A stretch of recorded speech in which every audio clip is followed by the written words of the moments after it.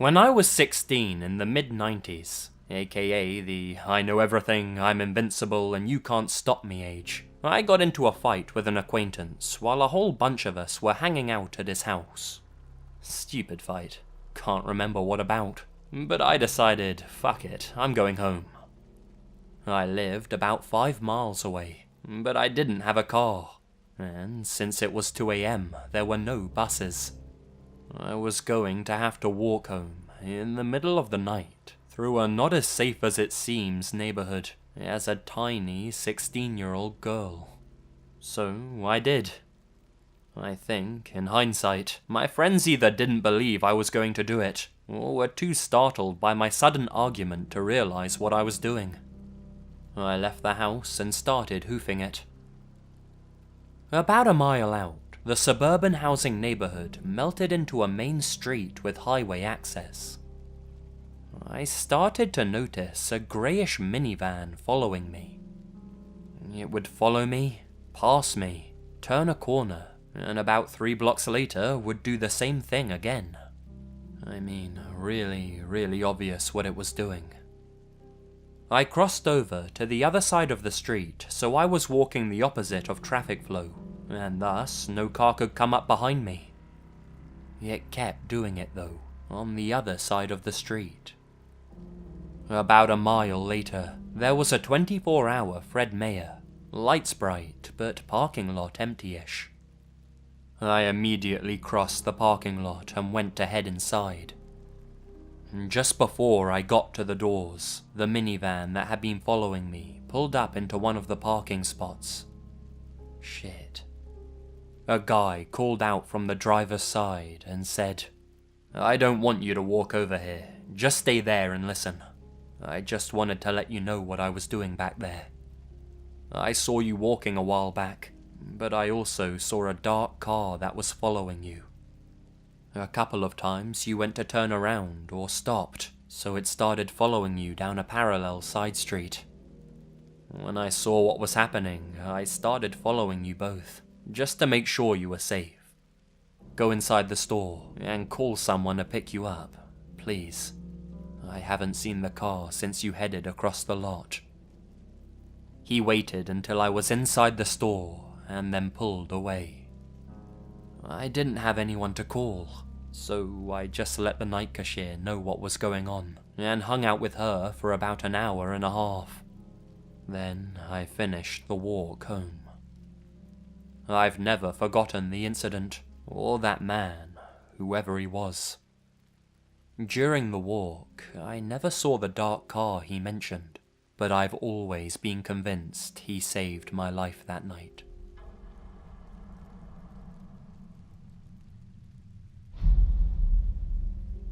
I used to work as a 911 operator in a relatively large metro area. One night, at about 3 in the morning or so, I answered a call from an elderly woman who said she didn't feel good. I tried to get more information about what was wrong. Chest pain, trouble breathing, headache, is she a diabetic, and so on. She gave me her address and phone number, and said no one else was home, but that the front door was unlocked so they could come right in. I toned the call out as general illness, and kept trying to get more details. No matter what else I asked about what was wrong, all she would say was, "I just don't feel good. Can you send someone to help me?" After a few minutes, she said, "I'm gonna put the phone down for a minute. I need to go to the bathroom." I tried to get her to stay on the line with me. Told her she could do whatever she needs to do to get ready, but I'd like to be able to stay in contact in case there's a problem. She said, "I'm gonna put the phone down. I'll just be a minute." And that was it. I stayed on the line and asked for her every so often, but got no reply. A couple more minutes passed, and then the fire department called on scene, so I just disconnected and didn't think much more about it. Told them that the caller advised the front door was unlocked and that she was in the bathroom. A couple more minutes, and one of the firefighters called over the air with a weird tone.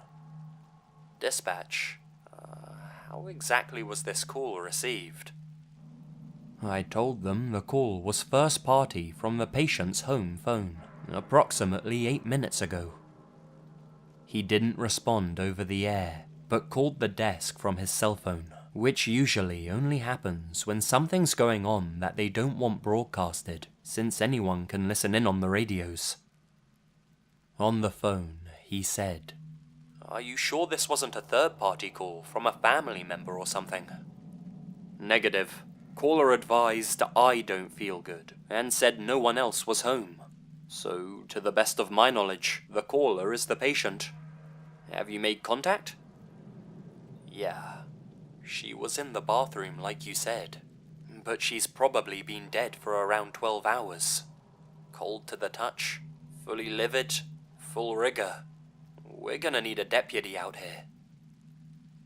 Afterwards, we pulled the tapes of the radio and phone calls, checked the timestamps, address, phone number, went over everything a few times to see if we'd missed something. I called them back in the morning after the shift to see if they had any more information, but they were just as weirded out as we were. The phone was still in the living room, and the patient was dead in the bathroom.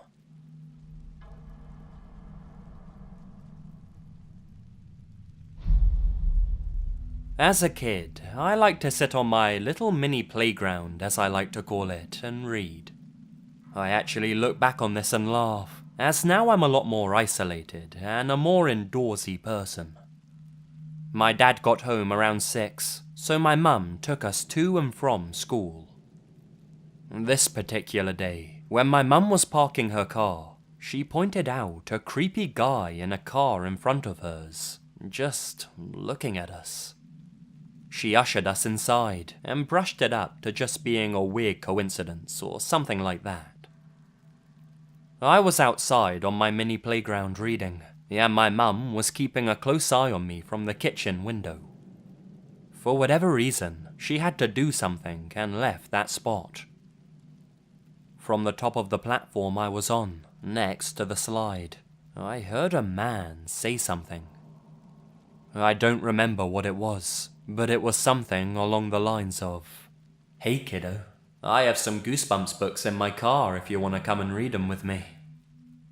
My mum and dad had drilled stranger danger into my head, and I was a pretty smart kid for my age, so I tried to tell the guy off myself. I know, stupid decision, but I thought I could handle it. I was wrong. The guy kept insisting that I come and read with him, and I kept saying no. Eventually, he pretended to get a phone call and claimed it was from my mum. He told me that she said to get in his car and he'll take me to the bookstore. Well, I knew she was inside, and that there was no reason for her to ask someone to take me somewhere, so I just ignored him. He then got out of his car and began to approach me. This was before we got a fence, so I was out in the open. He grabbed a hold of my arm and started dragging me towards his car. Just as we got to it, as if God himself gave me a miracle, a police car happened to come down the road and saw what he was doing. The guy let go of me and sped off, and the officer chased and eventually caught him. My mum came rushing out when she heard the sirens and comforted me. The guy claimed to be my dad, and that my mum was abusing me, but the officer knew my family well and called his bluff. I'm seriously glad that officer appeared when he did. I can't explain it in any other way than a miracle.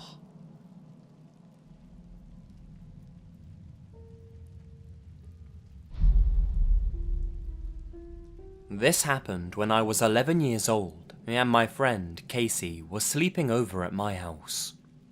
One thing to note is that I have sleep apnea, which will usually bother anybody sleeping over, but Casey was a very heavy sleeper, and I doubt even a bomb would have woken her. Anyway, at around 11 PM, we both decided to call it a night. I have a futon leaning against my bed, so one side is against the wall, and the other has the futon on it. I remember not knowing what time it was, so I used my hand to scan the floor for my phone. When I found it, I turned it on, but the screen was so bright I had to turn it away from my face. The light on the phone illuminated the room, and with that, I saw a tall, skinny woman in her late 50s, with long, white hair, leaning over the bed, looking at Casey. I, of course, screamed, and the woman ran. The way my house works is that my mum's room was right next to the stairs, and you had to go through my brother's room to get to the stairs. When my brother hears me screaming bloody murder, he immediately awoke to see the woman running out of my room. My mum opened her door, and my dog came rushing in front of her to attack the intruder. My dog isn't a German Shepherd or any kind of attack dog, he's a yellow lab, but if it comes to it, he'll defend us with his life. He bit the woman's ankle, and my brother pinned her to the ground, and my mum and I called the police. I woke Casey up, but we didn't leave the room. When they finally arrived, they took her away. Later, we found out she had a serious case of dementia. I felt bad, but at the same time, I can't describe in text or words how afraid I was for my life and Casey's. A few days later, I was cleaning my room. When I moved the bed to clean under it, I found multiple food wrappers and juice boxes.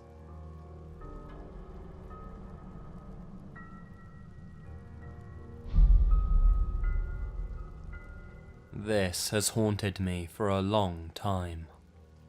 I was about 19 or 20 at the time, and I was living in Savannah, Georgia. I had a crappy fake ID, and I drank a lot. I worked this terrible job as a grunt labourer, the kind where you go to those temp labour agencies like AbleBody or Labour Finders. I'd show up at 4 AM, work until 5 PM, and drink myself to sleep after only taking home maybe $60 for the day. I was supposed to go into work this particular morning, but I decided to skip it. It's a labour agency, they'll just find somebody else. I call my girlfriend and tell her I want to go to Tybee Beach. I had already started drinking. She comes over and we hop in my big ugly van, pack up some rods and head to the beach. I decided to have a drink across from the beach at this little bar. This is where the story gets interesting. Shortly after ordering my drink, I get this really weird feeling. I become hyper-aware of my surroundings. The door opens, and I see this guy walk in out of my peripheral vision. There was a seat between me and my girlfriend, but it was like 9 AM, and the bar was completely empty. He could have sat anywhere else, yet he chooses to sit right between her and I. Then he starts doing this thing with his fingers. The bar top was reflective, and he takes his fingers like two little legs and just starts walking with them, skating them on the top of the counter. This isn't something out of the ordinary, but I took notice because when I was in school, I did that all the time. I pretended I had rollerblades on my fingers and that I was skating around my desk. I hated school and was always distracting myself. So I'm watching him do this, and I became kind of mesmerized for some reason. That's when he looks at me, and in this really thick, kind of Germanic or Nordic accent, he says, "I notice you're a man who pays attention to details. Me too." Now, before I continue, I have to describe this guy. He had this short, spiky hair with bleached tips, kind of like a late 90s style. He had really expensive clothes on. A nice Prada leather jacket, nice designer jeans, really nice boots. He seemed like a kind of gay guy with really awesome fashion sense and really distinctive taste. I always remember this, because I think to myself, some weird homeless crazy guy couldn't afford clothes like that. The other thing that stuck out were his eyes. They were piercing grey. It reminded me of a husky's eyes, but his pupils just stayed this disturbing pinpoint size. They were just extremely small, which caused his look to be kind of terrifying. His teeth were normal, right? But not at the same time. I don't know how to explain it. They were sharper than they should be, as if they had been filed slightly. His hands were normal, but his fingernails were slightly long and pointed, as if he deliberately did it. He kept licking his teeth too, as if he were salivating. The thing about this guy is that you look at him, and everything seems normal, but off at the same time. So you're left questioning if you're crazy for thinking this. This guy then begins to start talking about the relationship between me and my girlfriend, but really strangely. He's talking about how beautiful she is, and how I should pay her more attention. Admittedly, I was kind of a dick to her. Shortly after he began talking like this, I had this almost knowing feeling come over me. Like I knew this guy wasn't human. I look at my girlfriend and say, "You need to leave." She just kind of looks at me like she knows too. Without a word of protest, she gets up quietly and leaves. Later I learned that she went next door to get a coffee. That's when this guy literally says to me with the utmost confidence, "You were supposed to go fishing today." He points at the beach across the street. "If you had, I would have drowned you in that ocean." And I shit you not, he fucking hissed at me. Again, for some reason, this overwhelming calm had come over me. I just ask, "Who are you?" He answers back with this crazy, guttural language. It sounded Arabic or Hebrew or something. For some reason, without skipping a beat, and I have no idea why I was so calm to this day, I just ask, say it in a way I can understand. You can call me Jimmy C. I jumped off the San Francisco Bridge years ago, and we've been watching you. From there on out, he never referred to himself as me or I, only we. The conversation became something very strange after this. He kept buying me drinks too, specifically whiskey sours. It was like he had an endless supply of money. He smoked Marlboro ultra-light cigarettes. After I don't know how long, because I lost sense of time, I told him I'm going to leave. I walk next door to get my girlfriend, and she's stone silent. We start driving home, don't say a word. Then I just ask her, "Do you know what that was?" "Yeah, that was a demon." This girl had parents that were scientists. She was really analytical, completely non-religious, and that was the first thing out of her mouth. Now, I didn't say this part before, because to me, this is the most important aspect of the story, because it's what happened after this that really screwed me up for fucking years. The last thing this Jimmy C guy said to me before I left is this. Look at my car. I look outside and see one of those newer Volkswagen Beetles. It was white. What does the license plate say? I look at the plate and it literally says, Fierce. He looks me dead in the eyes and says, the next time you see me, I'll be driving a black Mercedes, and the license plate will say Utopia. Stupid, right? That night, I was still calm. I don't know why. I felt like that guy on Office Space after his hypnotherapist died right in front of him, and he was weirdly zen. My girlfriend started having terrible nightmares of this guy's head just staring at her in her dreams. Weeks went by, and that's when the encounter started affecting me. I found myself becoming paranoid about that black fucking Mercedes.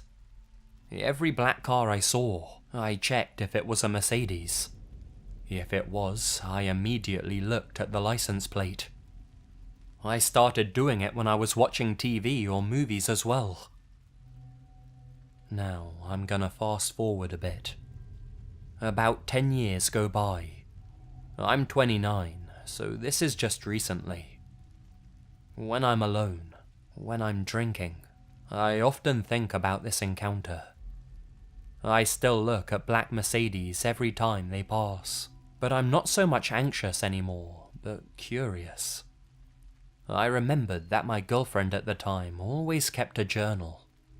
By now, I'm pretty sure I'm insane. Maybe I was drunk. Maybe I'm not remembering any of this correctly. After years of trying to find news articles of a Jimmy C that committed suicide off the San Francisco Bridge, years of looking at black cars and so on, I felt like I'd grown out of it, so to speak. Yet still, I had to know. So, last year, I tracked down my ex-girlfriend. We ended on bad terms. I find out she's a schoolteacher in Wisconsin, has married a woman, and is actually trying to have a child. I figure she's not gonna talk to me, but I send her a Facebook message anyway.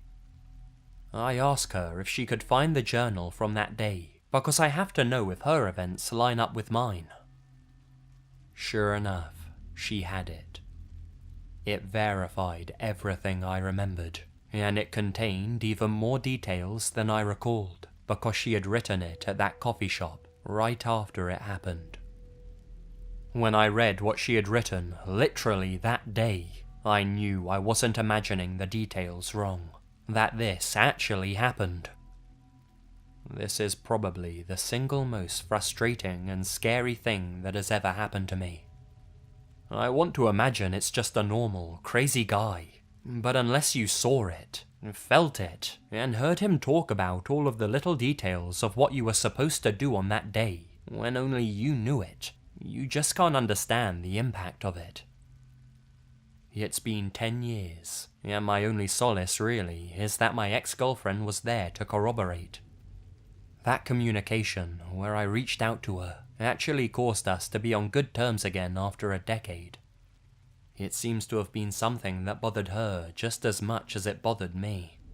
And still, to this day, even though I'm living 10,000 miles away in Southeast Asia, I can't stop thinking about Jimmy C's twisted face. I wonder if he still crawls on my back, and if the fear I feel at night, often to where I have to drink myself to sleep or find a one-night stand just to not feel alone, is him, or them, watching me.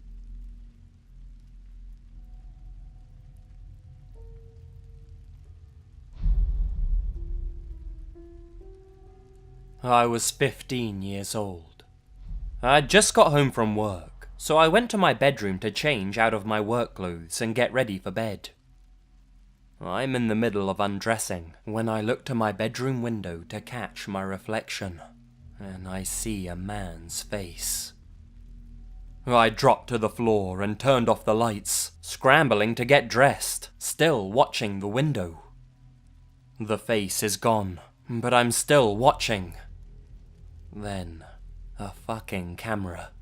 No face, just a camera at the window, pointed at me on the floor. I bolt from my room and tell my mum and brother.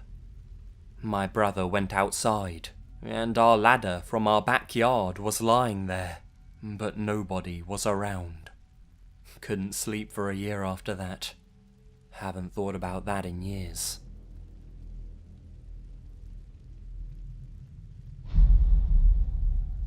I was around 11 years old, and I woke up in the middle of the night to a man standing over the top of me with his hand over my mouth and nose.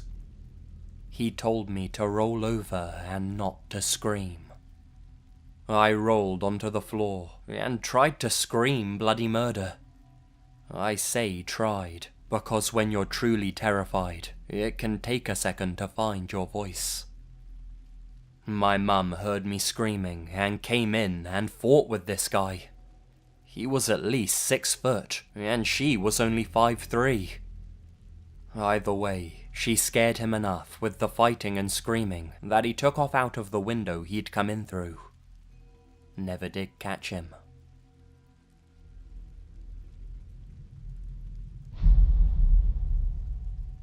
This didn't happen to me, but to my sister.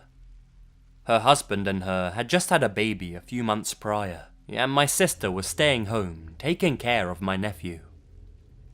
Around 2 a.m, she heard a loud knocking on her back door. She went to go check on it, and saw a lady outside, banging on the door and asking my sister to let her in. The lady told my sister that her husband had just beat her up down the street, and was now looking for her. My sister was of course hesitant to let her in, since she had a newborn baby in the house, and didn't want to interfere. She told the lady that the best she could do was call the police for her. The lady told my sister not to call the police, and to let her in. This is where my sister got suspicious. She went to get her phone and called 911. When she went back to the door, the lady was gone. The police arrived a few minutes later and told my sister the same situation happened a few streets down. Apparently, the couple would use this act to get into people's homes. I'm sure this is very common, but having it almost happen to my sister and my nephew just creeps me out. Some real Clockwork Orange shit.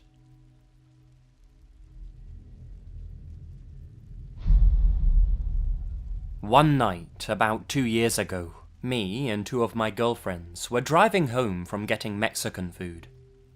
We saw red and blue lights flashing behind us, and obviously assumed it was the police. Amy, who was driving, didn't feel safe pulling over where we were, considering it was the middle of the night, and the street we were on and the ones nearby had no streetlights, so we slowed down, but continued on. Ashley, the other girl, came to the conclusion that it couldn't be a real police car behind us, because it looked like some shitty old small car. The car then started to speed up and passed us in the opposite lane. We then decided to call 911. The dispatcher confirmed there were no squad cars near our current location. She told us to stay on the phone and someone was coming to us right away. That car tried cutting us off and passing us again. Finally, a real police car came. We pulled over, but the other car sped off and was chased by the real police. We never found out what happened or who they were. Just goes to show, if you're ever in a situation where you aren't comfortable pulling over, you definitely shouldn't.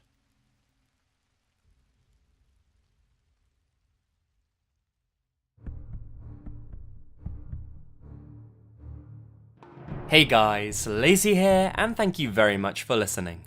Sorry this video's a little late, just missed Halloween. No! Well, they don't call me lazy for nothing, I guess. Anyway, I hope you all had a great Halloween, and if you have any pictures of your costumes, be sure to send them to me over Twitter. I'd really love to check them out and see what you guys went as.